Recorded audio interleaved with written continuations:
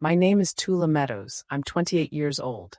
And 4 months ago, on my birthday, my father looked me in the eyes in front of 43 people and said, "I wish you were never born." The candles were still lit when he said it. Nobody moved. Nobody gasped. Nobody stood up for me. The flames flickered between us like they were the only things still alive in the room. My stepmother nodded once, slow and calm, like he had just confirmed a weather forecast. My half-sister tilted her phone slightly upward and kept recording. That was the moment something inside me stopped begging to be seen.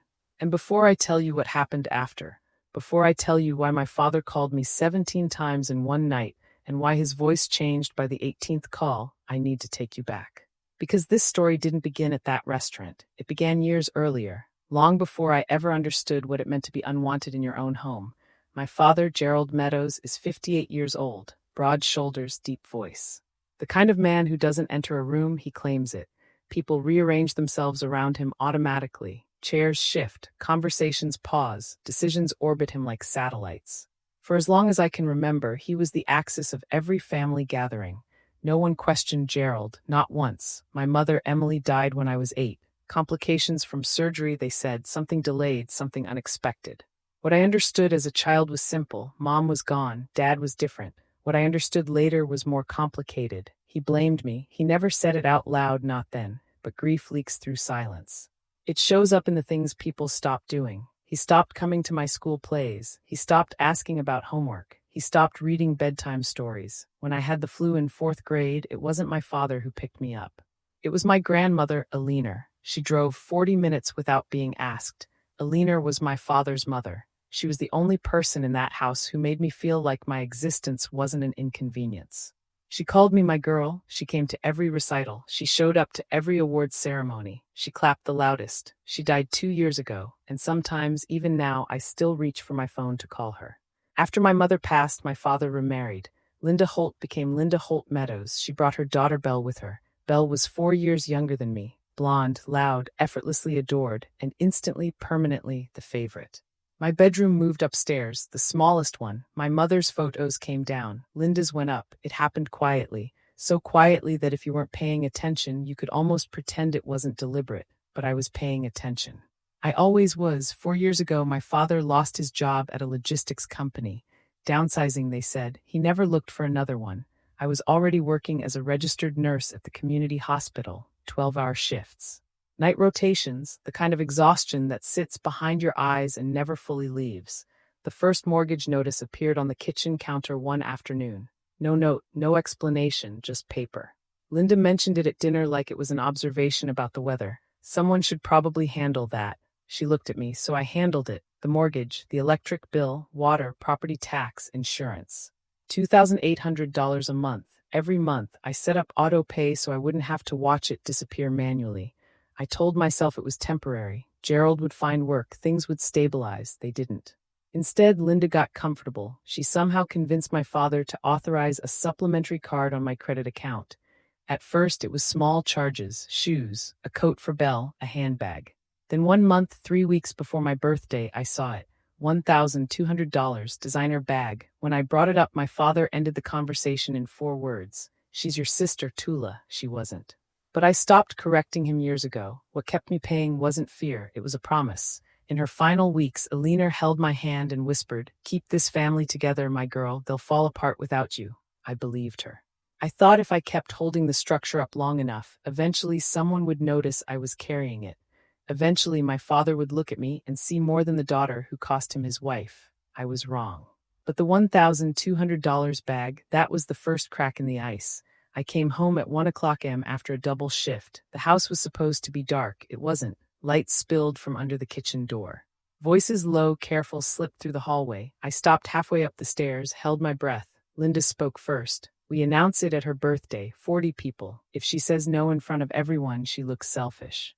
If she says yes, problem solved." My father's voice followed. "And if she makes a scene," Linda didn't hesitate, "then you do what you should have done years ago, cut her off." My scrubs were still damp from work. My hands started shaking.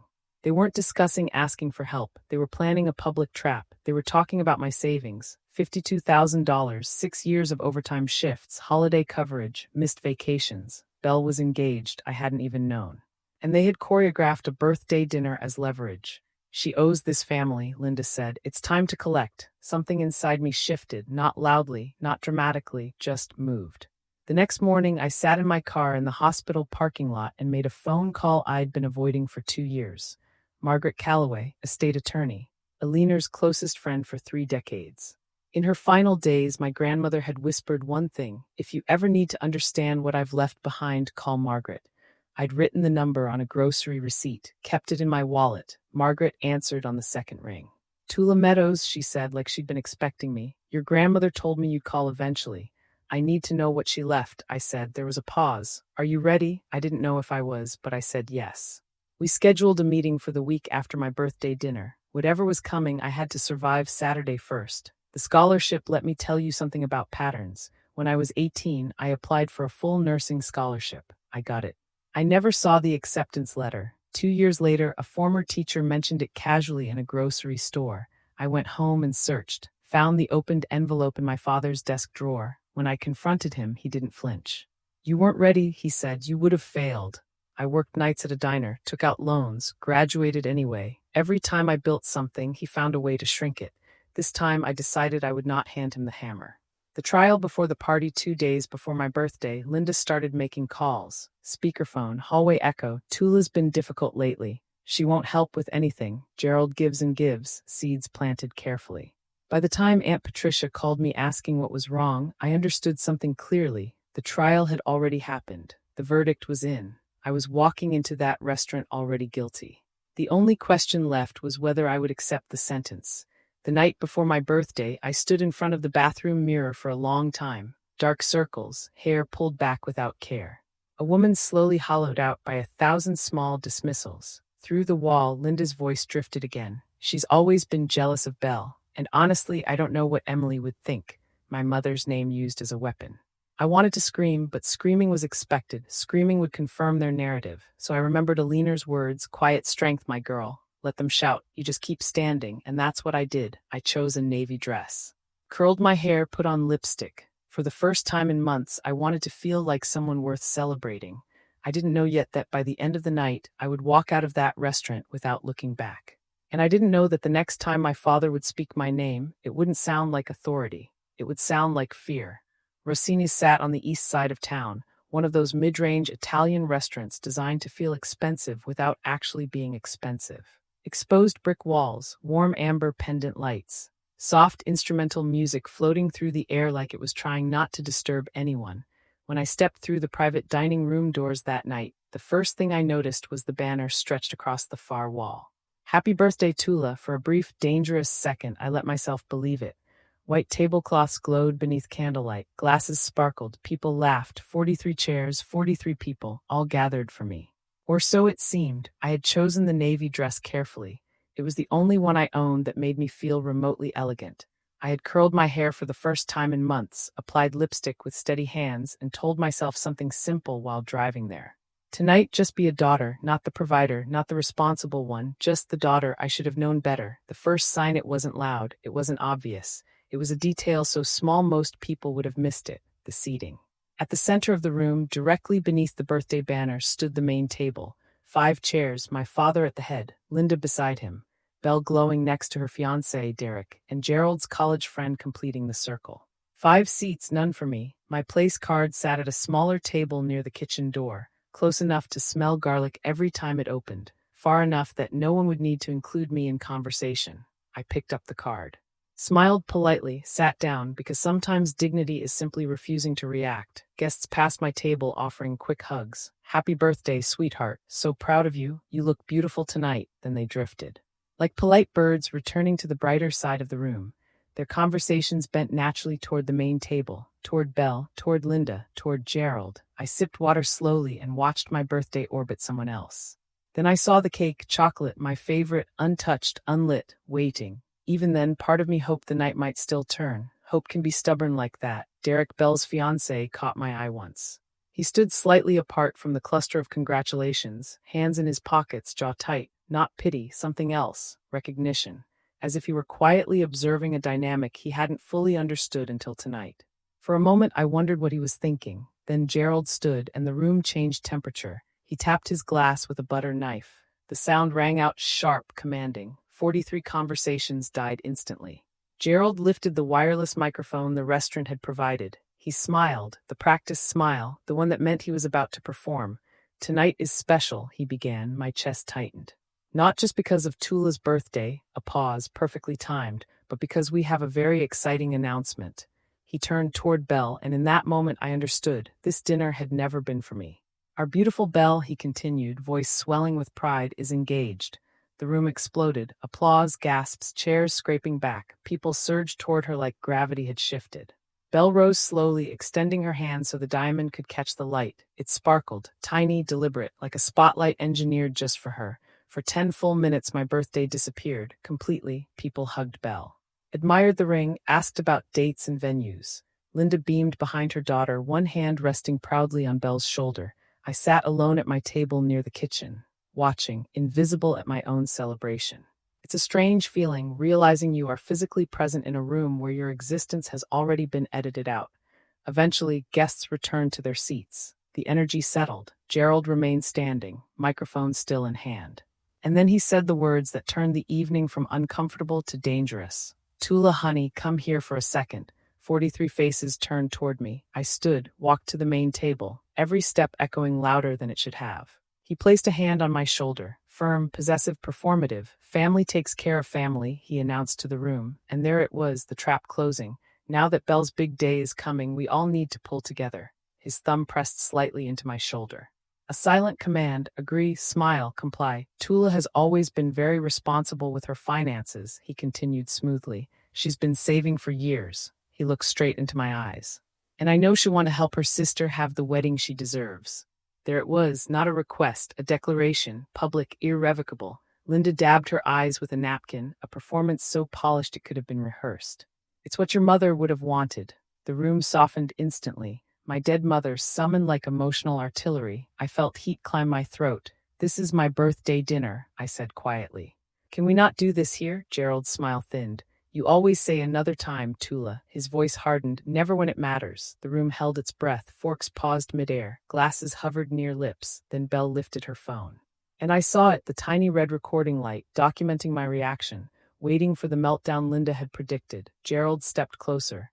"If you can't do this one thing for your family," he didn't finish, because this time I spoke first. "I'm not giving away my savings, Dad." My voice did not shake. "That money is for my future." The air shifted. Someone inhaled sharply behind me. Gerald went completely still. His jaw tightened. And something behind his eyes went flat, like a switch had flipped. 5 seconds passed, maybe less. Then he said it, calm, cold, unmistakable. "I wish you were never born." The room didn't gasp, it froze. Even the background music suddenly felt obscene, like a violin playing during a fire. Linda nodded once. Belle's hand trembled, but the phone remained raised. Derek pushed his chair back slightly, creating distance. My chest didn't shatter. It cracked like ice splitting across a frozen lake, deep, soundless. I looked around the room, 43 people, not one voice, not one interruption, just witnesses. And in that silence, I made the decision that changed everything. I did not cry, I did not argue. I picked up my napkin, folded it once, twice, placed it beside my untouched water glass. Then I looked at the room, really looked, and said calmly, "Thank you all for coming to my birthday." No tremor, no anger, just finality. I grabbed my bag, walked across the dining room, opened the door, and stepped into the cold night air. I did not look back, not once. I sat in my car, gripping the steering wheel until my hands steadied. 3 minutes, maybe 4. Then I picked up my phone, one contact, Margaret Calloway. She answered immediately despite the late hour. "I want to come in tomorrow," I said. "I'm ready." A pause, then her calm reply, "I'll have everything prepared, Tula." I didn't know yet what everything meant, but as I pulled out of the parking lot, something inside me felt different, not broken, not destroyed, finished. Like a door had quietly closed behind me, and the next time my father would say my name, it wouldn't sound like control. It would sound like panic. I left before sunrise, 6:30 a.m. The house was silent, the kind of heavy, unconscious silence that only exists when people believe tomorrow will look exactly like yesterday. I had packed the night before, not dramatically, not angrily, precisely, one suitcase. One duffel bag, only things that were mine, clothes I had bought myself, my nursing license in its black frame, a photograph of Alina and me at the county fair when I was 11, both of us sunburned, smiling, holding melted lemonade cups. Everything else stayed behind, furniture, dishes, the bed I had slept in for years. None of it felt like it belonged to me anyway. I carried the bags downstairs slowly, skipping the third step out of habit because it always creaked. Even then, some part of me was still protecting their sleep. Gerald's snoring rolled softly through the master bedroom door. Linda was likely behind her silk sleep mask. Belle would still be wrapped in expensive sheets I had indirectly helped pay for. For a moment, I stood in the hallway and let the familiarity wash over me. 20 years inside those walls. 4 of them spent quietly financing a life that never made room for me. Then I walked into the kitchen. I sat at the table and opened my laptop. 15 minutes, that's all it took to sever the invisible threads. First, I transferred my savings into a new account at a different bank. Every dollar, gone before anyone woke up. Second, I called the credit card company's automated line and canceled the supplementary card, effective immediately. No warning, no discussion, just a confirmation tone. Third, I finalized the lease on a studio apartment 6 miles across town, 400 square feet. I had toured it quietly the week before during my lunch break. No one knew, no one had ever asked enough about my life to notice something was changing. Before I stood to leave, I placed a single white envelope on the kitchen counter. Inside were 4 years of bank statements. Every mortgage payment highlighted, every insurance premium circled. Utilities, property taxes, dates, totals. At the very top, one number, $134,000, no letter, no explanation, no emotional goodbye. Just numbers. Numbers don't argue. Numbers don't exaggerate. Numbers simply stand there and wait to be understood. I zipped my jacket, picked up my bags, and walked to the front door. The house smelled faintly of Linda's lavender diffuser. For years I had hated that smell. That morning, it barely registered. I stepped outside, closed the door behind me. It clicked, soft, final. I loaded the car and drove east into a sky just beginning to blush pink. I didn't check the rearview mirror. Some exits don't need witnesses. And I never went back. People imagine leaving is explosive, that it involves shouting, doors slamming, tears streaming down your face, but sometimes leaving is quiet. Sometimes it feels less like destruction and more like oxygen. For the first time in years, every mile I drove belonged only to me. No auto-pay running silently in the background. No financial leash. No invisible expectation waiting at the dinner table. Just road, just morning, just possibility. But while I was driving towards something new back at the house, nothing had changed. Yet. Sunday morning, Linda walked into the kitchen around 9. She noticed the envelope immediately, picked it up, turned it once in her hands, then set it aside to make coffee. She assumed it was a dramatic letter. And Linda did not reward drama. She climbed the stairs to call me down for breakfast, not out of kindness but routine, opened my bedroom door and stopped. Closet empty, drawers cleared, bed stripped down to the mattress. For a long moment she simply stared. Then she called Gerald, her voice flat, almost amused. She actually left. Gerald came upstairs, glanced around the room and shrugged. Good, let her sulk. She'll be back by Friday. He went downstairs, turned on the television just like that. 20 years reduced to a predicted tantrum. Belle woke next, reached for her phone, opened her banking app, declined. She tried again, declined. She called me, voicemail, again voicemail. She walked into the living room. My card isn't working. Did Tula do something? Gerald barely looked up from the TV. She's throwing a tantrum. It'll pass. Linda noticed the envelope again. Picked it up, weighed it in her hand, then placed it back down. Probably a goodbye letter, she said. I'm not giving her the satisfaction. So the envelope sat there, unopened. A quiet time bomb in the center of the kitchen. Day 5, control slips. The electric company sent a past due notice. Gerald called customer service, gave his name, asked for details. I'm sorry, sir, the representative said politely. The account is registered to Tula Meadows. He blinked. That's my daughter. I live here. I can only discuss the account with the registered holder. The line went dead. For the first time, he frowned. Day 7, the letter that changed everything. It arrived with the morning mail. Formal, from the bank. Gerald opened it standing at the mailbox. Read it once, then again. Mortgage payment overdue. Borrower, Tula E. Meadows. He carried the letter inside slowly and dropped it in front of Linda. What the hell is this? She read it. Her mouth opened, closed. That's impossible. This is our house. That's what I said. Gerald marched to the hallway filing cabinet, the one he hadn't touched in years. Pulled folders, tax returns, insurance packets, old pay stubs. He searched for anything bearing his name, a deed, a title, proof. There was none. Not a single document tied him legally to that property. Then Linda remembered the envelope. She tore it open, pages spilled across the counter, highlighted withdrawals, month after month, year after year. Total $134,000. She sat down slowly, didn't speak. Gerald read over her shoulder. His face drained of color, but they still didn't understand the worst part. Not yet, because the house wasn't in my name because of the payments. It had never been his, not once. When Gerald loses control, he does what he has always done, he narrates. Within 24 hours, half the family had heard his version. Tula walked out. She canceled the credit card. She stopped paying bills. She's punishing us because she didn't get enough attention at her birthday. Some believed him. They always had, but something was different this time. People remembered that night. They remembered his words, and more importantly, they remembered their own silence. Thursday evening, my phone rang. Cousin Hannah. I almost didn't answer.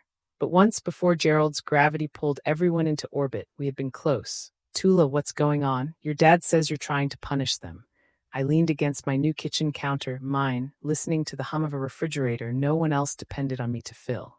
Did he tell you what he said to me at my birthday? Silence. What did he say? Ask him in front of people. Another pause, then quietly, I was there, I heard it, I just didn't know what to do. I know, I said gently.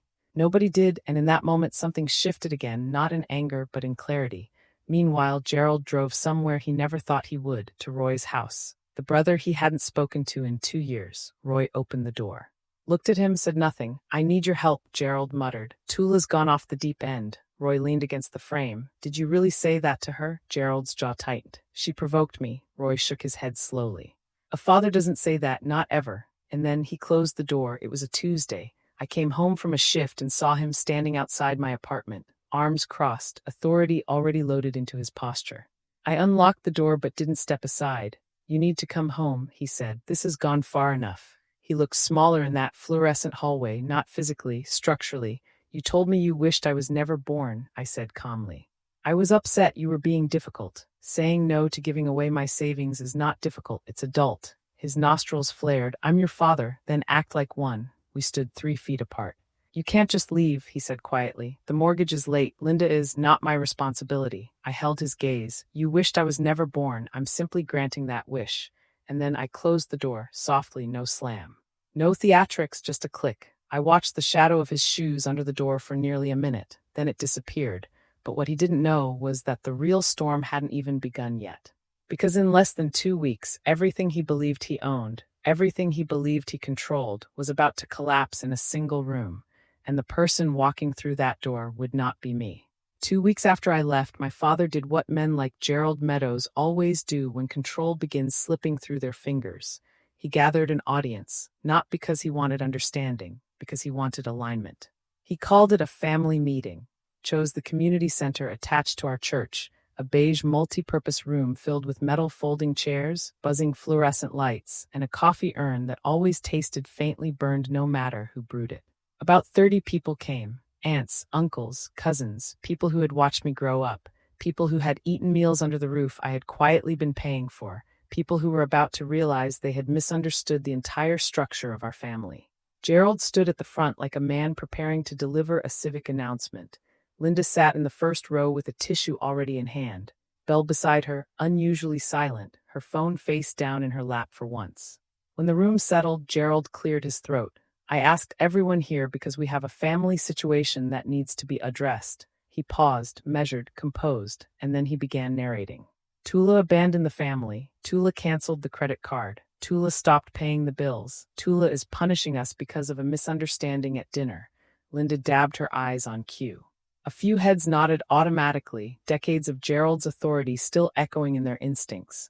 Others shifted in their chairs, uncertain, because something about this version felt incomplete. Gerald moved toward his conclusion, voice gathering force. All I'm asking is that someone talk sense into her. She's hurting this family. And that was the moment the door opened. Roy stood up from the back row first. No one had noticed when he slipped in. Gerald certainly hadn't invited him. But Roy had heard about the meeting through Hannah, and Roy was not a man who ignored quiet injustices.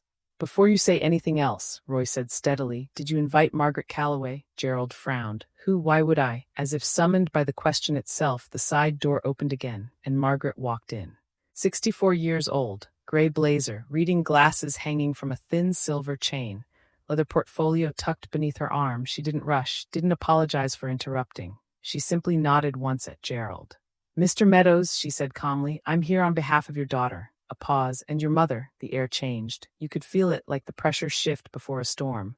Margaret placed her portfolio on the folding table, opened it, and removed a single document protected inside a clear sleeve. My name is Margaret Calloway. I served as Alina Meadows' legal counsel for 23 years and her friend for longer than that. She laid the document flat. 2 years before her passing, Alina Meadows executed a full legal transfer of the property located at 412 Burwood Lane to her granddaughter, Tula Alina Meadows, notarized, recorded with the county. Fully binding, she slid the deed forward, and just like that, gravity shifted. Gerald stared at the paper without blinking. "That's impossible," he said finally. "That is my house." Margaret looked at him over her glasses, not unkindly, but with the steady neutrality of someone who deals in facts rather than feelings. "Your name has never appeared on the deed, Mr. Meadows. Your mother purchased the home in 1987. She chose who would inherit it." Murmurs rippled across the room. Chairs creaked. Someone whispered, "Oh my God." Linda shot to her feet. "That can't be right. We've lived there for decades." "You've lived there as permitted occupants," Margaret replied evenly. "Not as owners." Gerald's hands gripped the edge of his chair. "My mother would never do this behind my back." Roy stood again.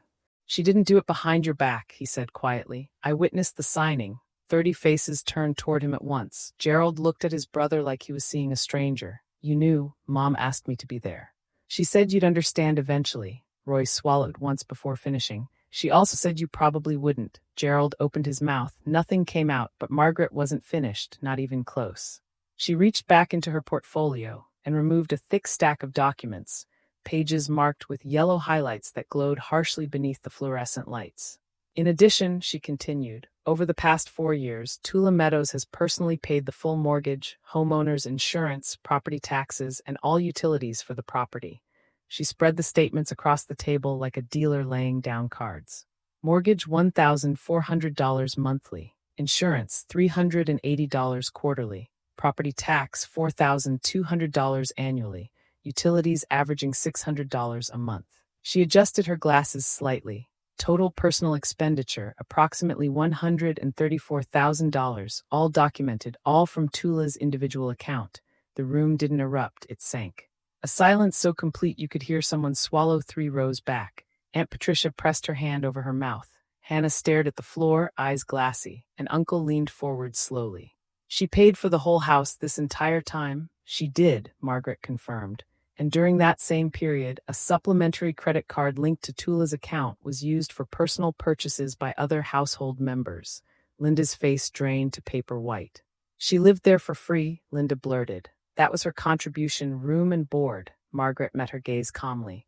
"Mrs. Meadows, Tula was paying the mortgage on a property she legally owns. If anything, she was subsidizing your housing." A sound escaped someone near the back, not quite laughter, but dangerously close. For the first time in decades, Gerald had no narrative, because numbers don't bend. Numbers don't reinterpret themselves, they just stand there, unmovable. When authority evaporates, Aunt Patricia stood. 5'2", soft-spoken her entire life, but her voice didn't tremble now. "Gerald, you stood in that restaurant and told that girl you wished she was never born." A beat. "The girl who paid for your roof." He didn't answer. Hannah spoke next, voice cracking.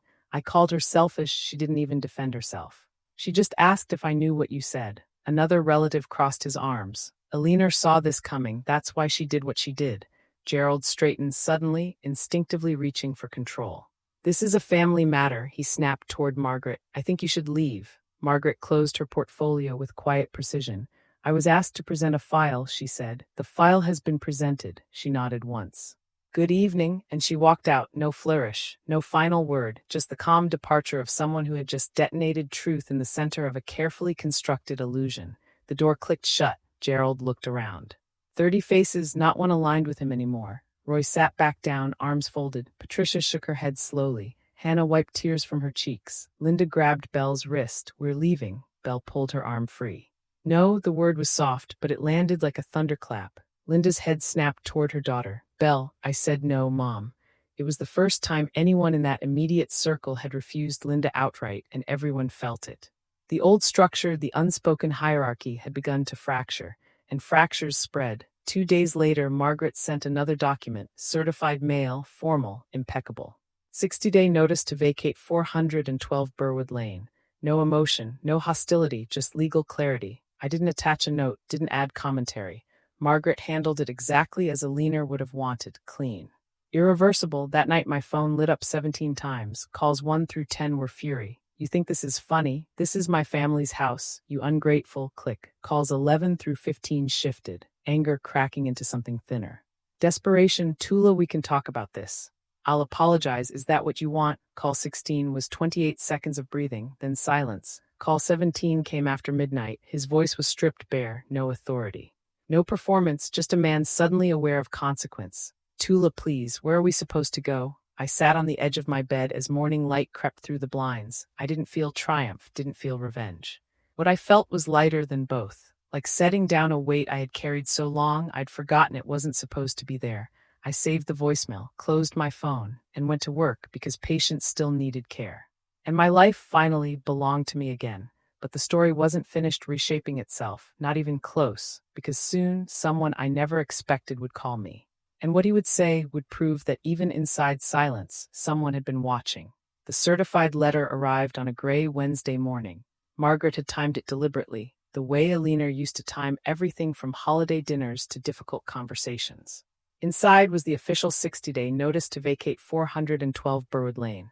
Legally precise, procedurally flawless, emotionally neutral. There is something deeply unsettling about receiving a document that does not argue, does not explain, does not plead. It simply informs you that the world you assumed was permanent is not yours.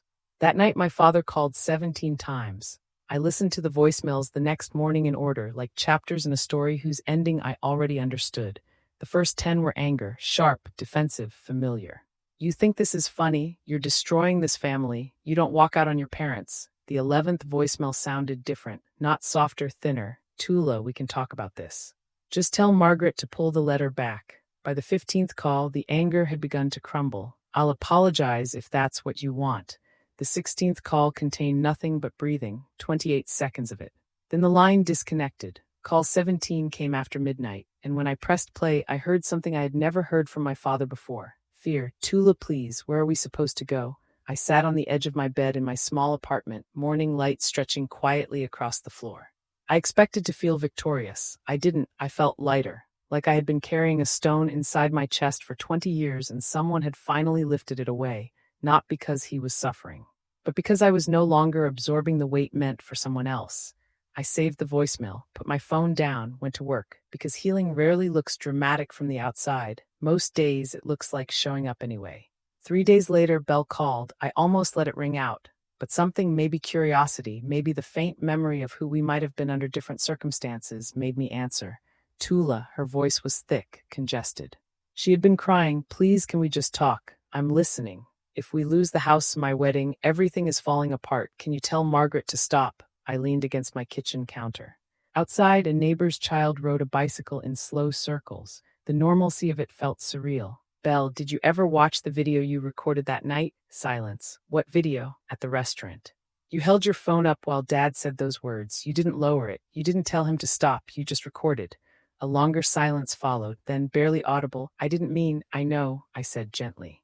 That's exactly the problems. You never mean anything. Things just happen around you and you let them. Her breathing grew uneven. I'm not doing this to punish you, I continued. I'm done being the person who sacrifices everything so everyone else can stay comfortable. But where will we? That isn't my question to answer anymore. In the background, I could hear Linda's muffled voice, urgent coaching. I understood then that Belle wasn't calling alone. I have to go, I said. Tula, wait. I wish you well, Belle, truly, but this conversation is over. I ended the call and set the phone down slowly. Boundaries don't always feel strong when you draw them. Sometimes they feel like heartbreak, but they hold anyway. Friday evening, an unfamiliar number flashed across my screen. I considered ignoring it. But lately silence had begun to feel like control, and I wasn't afraid anymore. Tula, this is Derek Collins, Belle's fiancé. We had never spoken privately before, not once. I know this is unexpected, he said carefully, like someone stepping onto thin ice, but I needed to say something directly. I'm listening. I was there that night. I saw what happened. I should have said something. I should have stood up. I didn't. And I'm sorry. I stared at the faint crack running along my apartment ceiling, one I kept meaning to tell the landlord about. Thank you, I said quietly. There's more, he continued. I've been watching how your family treats you. Not just that night, the months before. The way Linda talks about you when you're not in the room. The way your father takes credit for things I now know you paid for. His voice tightened slightly. Honestly, I'm rethinking a lot of things. Recognition is a powerful thing. Being seen, truly seen, can undo years of invisibility in a single moment. That's between you and Belle, I replied softly. I know. But I wanted you to know someone in that room saw you, and what your father did was wrong. For the first time since my birthday, my eyes stung. I blinked hard. Thank you, I said again. After we hung up, I sat very still. Someone had witnessed the truth, and sometimes that is enough to remind you that you were never imagining the hurt. By the third week, Gerald and Linda moved out of Burwood Lane, not because the 60 days were over, but because reality moves faster than pride once the bills begin arriving. The mortgage was past due, utilities were slipping toward collections, and Gerald could not bring himself to ask me for help paying for a house he now knew had never belonged to him. Roy took them in, cleared the spare bedroom, made space in the garage, cooked dinner the first night without ceremony. That was Roy, practical before emotional, but he had one rule. You can stay, he told Gerald quietly. But you don't speak her name like that under my roof. For the first time in decades, Gerald didn't argue. Margaret's presentation at the community center spread through the family like a shockwave. Aunt Patricia called to apologize. Hannah sent a message that ended with, I should have spoken that night. I'm sorry I didn't. Others reached out too, some awkward, some tearful, some brief, thinking of you. Linda tried a different strategy. She posted on Facebook a long emotional paragraph about being forced out of our home by a vindictive stepdaughter. 6 relatives were tagged. A crying emoji closed the post. It stayed up for 2 hours. Then Hannah replied with a screenshot of the bank statements, account numbers blacked out, totals unmistakable. 23 people saw it before Linda deleted everything. Belle's social media went dark. For the first time in years, silence replaced performance, and sometimes silence is the first honest thing a person offers. Margaret delivered one more envelope. She had held on to it for 2 years, waiting for exactly this moment. Instructions from Alina had been clear. Give this to Gerald only after he learns the truth about the house. Roy carried the envelope upstairs and set it on the dresser. From Mom, he said simply. Gerald stared at it for nearly an hour before opening it. The letter was handwritten, Alina's neat script, the same one that had once labeled recipe cards and birthday gifts. I never read the entire letter. Gerald never showed it. But over the following weeks, fragments slipped through his silence, enough to understand its weight. She wrote that she loved him. She also wrote that she had watched him punish a child for grief that had never belonged to that child. You blame her for Emily's death, she wrote, but Emily died loving both of you. Do not punish the living for the grief of losing. She explained why she gave the house to me, not as punishment, as protection. Tula is the only one in that house who knows how to love without keeping score. She's also the only one who would never ask for what she deserves, so I am making sure she has it whether she asks or not. Roy said Gerald sat in that room for hours. When he finally came downstairs, his eyes were red. And he didn't speak, for perhaps the first time in his life words failed him. And 2 weeks later my phone rang again. This time he only called once. No repetition, no barrage, just once. When I answered, his voice sounded unfamiliar, not authoritative, not rehearsed, unsteady. I read Mom's letter, he said. I waited. I don't know how to fix this. I closed my eyes. I'm not asking you to fix it, I said quietly.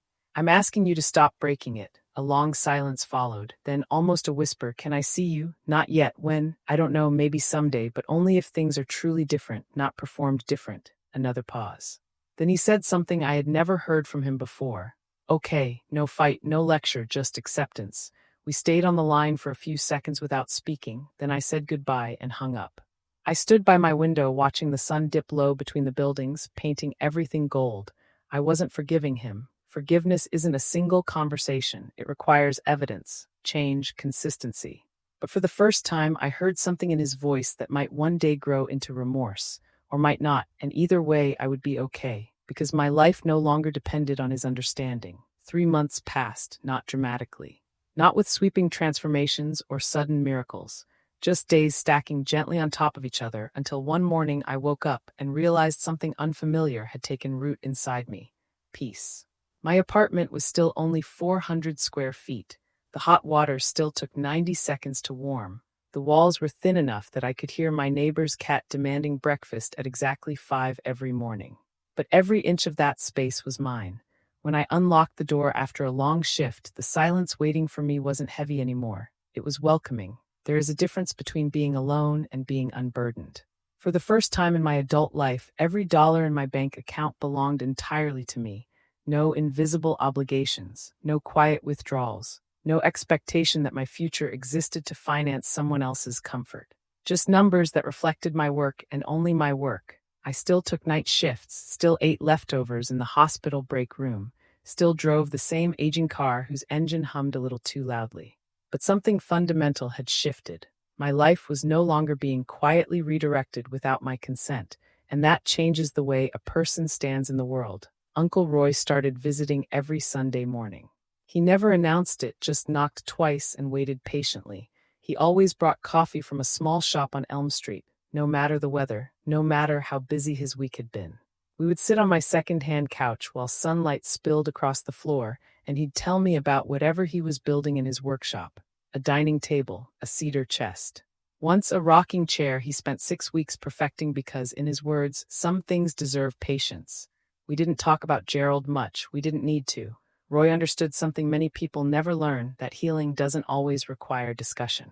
Sometimes it just requires presence. Hannah became something I never saw coming, not just a cousin, a real friend. She texted recipes she thought I might like, showed up one afternoon holding a houseplant and a small handwritten card that read, "For your new beginning." The plant now sits on my windowsill beside a Leaner's photograph, the one from the county fair. In the photo, my grandmother is laughing at something outside the frame, her hand wrapped firmly around mine. I framed my nursing license and hung it beside that picture. 2 things I earned, 2 things no one could ever take from me again. Sometimes I catch myself looking at that wall before bed, not to remember what I survived, but to remember what I built afterward. One evening, my phone buzzed with a message from Derek. Short, respectful, carefully worded. "Belle and I have postponed the wedding. I need to understand what kind of family I'm marrying into before I move forward." I read it once, then again, and set the phone down without replying. Some journeys aren't ours to guide. Belle hadn't called, hadn't written. Her silence was no longer something I tried to interpret. Growth often begins where performance ends. I hoped quietly, without expectation, that she was asking herself questions she had never allowed space for before. But that was her work now, not mine. In early December, a Christmas card arrived. No return letter. No long apology, just my name on the front, Tula, written in my father's handwriting. Nothing inside except a simple printed greeting. No explanations, no defenses, no requests. At first, I didn't know what to make of it. Then I realized something subtle but important. For a man who had spent decades speaking in declarations, perhaps writing my name without anger was the only place he knew how to begin. Change rarely announces itself loudly. Sometimes it whispers. I placed the card in a drawer, not as forgiveness, not as reconciliation, just as evidence that something, however small, had shifted. I'm not telling you this story so you'll feel sorry for me. Pity has never built anything worth keeping.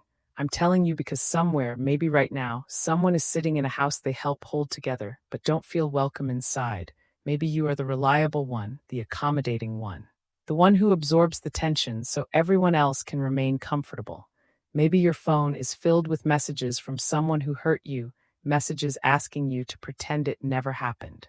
I know what that silence sounds like from the inside. Leaving wasn't revenge. Some people will call it that. They'll say I was cold, that I should have tried harder, given more chances, another year, another conversation, another $100,000 worth of patience. But leaving was the first time I chose myself, and I don't believe choosing yourself is cold. I think it might be the warmest decision a person can make. You do not need permission to protect your life. You do not need the person who hurt you to agree that it was wrong before you walk away. You don't need to shout. You don't need to prove anything. Sometimes all you have to do is fold the napkin, stand up, and go. My grandmother never gave long speeches about strength. She lived it instead. She loved fiercely, planned carefully. And when she saw something wrong, she didn't argue about it endlessly. She made a move, quiet strength. I understand now that the house she left me was never just about property. It was a safeguard. A foundation she placed beneath my feet long before I knew I would need it. Even now, when sunlight touches that photograph each morning, I sometimes whisper a thank you, not because she saved me, but because she believed I was worth protecting, and that belief helped me learn to protect myself. The question people keep asking, do I think Gerald has really changed, or is it only regret? The truth is, I don't know. And for the first time in my life, I'm comfortable not knowing, because my peace no longer depends on who he becomes. It depends on who I choose to be. Maybe one day we'll sit across from each other and speak honestly. Maybe we won't. Both possibilities can exist without disturbing the life I've built. That is what freedom feels like, not certainty, not control, just the steady knowledge that your future belongs to you. If this story has touched something inside you, I want you to hear this clearly. You are allowed to outgrow places that never grew enough to hold you. You are allowed to step out of rooms where your worth must be constantly negotiated. And you are allowed to build a life that does not require you to disappear inside it. Leaving wasn't revenge. Leaving was the first time I chose myself. And if I were placed back at that restaurant, candles flickering, 43 people watching, my father's words hanging in the air, I would still pick up that napkin. I would still stand, and I would still walk toward the door without looking back, every single time.